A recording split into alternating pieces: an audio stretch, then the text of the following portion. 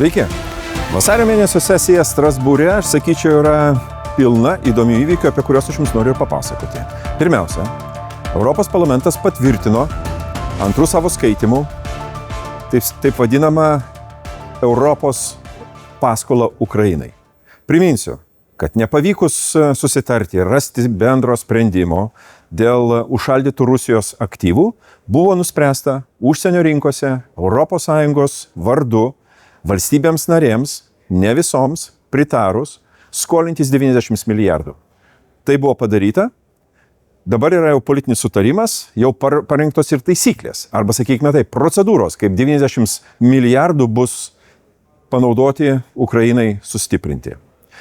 90 milijardų, 60 milijardų bus skiriama kariniai paramai, 30 makroekonominiai ir finansiniai paramai, kurios labai reikia, kadangi Ukrainos biudžetas, kaip jūs žinote, nesurenkamas, jo nepakanka išlaikyti valstybės stabilumą, socialinę politiką, sveikatos apsaugą, švietimą ir kitus dalykus finansuoti vienu metu. Dabar apie 60 milijardų dalį skirta kariniai paramai ir Ukrainai padėti. Taip, tik 24 valstybės sutiko skolintis ES vardu. Slovakija, Čekija, Vengrija, tie blogiukai ir šį kartą pasižymėjo, jie nedalyvauja. Tačiau jie turės prieigą prie šitų 60 milijardų, jie galės, jų tiksliau, gynybos pramonė galės gaminti tai, ko reikia Ukrainai. Kaip bus finansuojama?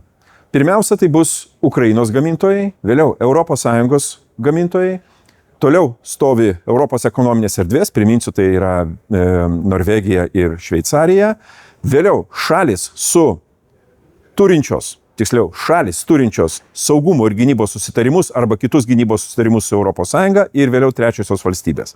Taip, Jungtinės Amerikos valstijos yra priskiriamos trečiųjų valstybių kategorijai, tai yra jau sutarta ir tiesą sakant yra bendras sutarimas, kad apie 65% bendrų šių išlaidų skirtų iš 60 milijardų Ukrainai turi likti Europos gamintojams. Pagaliau, sprendimas yra priimtas, pradėkime jo įgyvendinimą. Šią savaitę Europos parlamente ponia von der Leyen, Europos komisijos pirmininkė ir kartu su parlamentarais diskutavo apie ES konkurencingumą ir apskritai išlikimą pasaulio ekonomikoje. Tai Europos ekonomika iš tikrųjų eina šiek tiek žemyn, kadangi kiti regionai auga. Tame tarpe Jungtinės Amerikos valstijos, kurios beje po Covido, sakykime tai, pradėjo žymiai lenkti Europos jungtinę ekonomiką ir pagal bendrą vidaus produktą ir pagal dalį tenkančią gyventojų, taip jau yra. Mums reikia suprasti tas priežastis ir imtis priežasčių. Kokie yra pagrindiniai dalykai? Žinoma, vidaus rinka. Vidaus rinka ES po šiai dienai yra fragmentuota. Mes prarandame daug milijardų, kadangi yra daug visokiausių skirtumų tarp atskirų valstybių. Atrodo, ekonomikos Šengenas dar niekad netapo realybė. Būkime atviri. Kitas dalykas, žinoma, ir pats konkurencingumas, investicijos į energetiką, į inovacijas, į mokslą, į švietimą ir panašiai, taip pat Europoje susiduria su didelėmis problemomis. Todėl spręsti visą tai šią savaitę į neeilinę, neformalią sesiją renkasi ES vadovai, kartu pasikvieti ekspertus, tai yra rytinė Belgijos dalis, Aldiem-Biem, labai gražus senas dvaras, anksčiau buvusi tvirtovė. Beje, ta tvirtovė yra žymi to, kad prieš 800 metų ten buvo įsikūrę kryžiuočiai, tai buvo Maso Reino regiono kryžiuočiai, kurie, kaip žinia, keliavo ir kovoti su lietuviais, tuo metu pagoniška valstybė. Kągi, matot kokios sąsajos, bet dabar tenai bus ieškoma to sprendimo. Ar jisai bus surastas? Žinot, ko reikia Europai?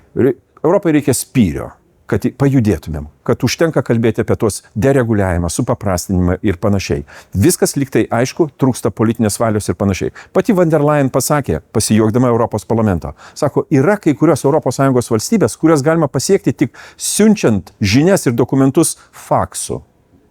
Atrodytų juokas, bet aš manau, kad tai yra praktika, kuri dėja dar ES yra gaji, tai įsivaizduokite, koks yra skirtumas tarp fakso ir skaitmeninės visuomenės, skaitmeninės ekonomikos šiuo metu. Bet dėja, Europoje turim ir vieno, ir kito.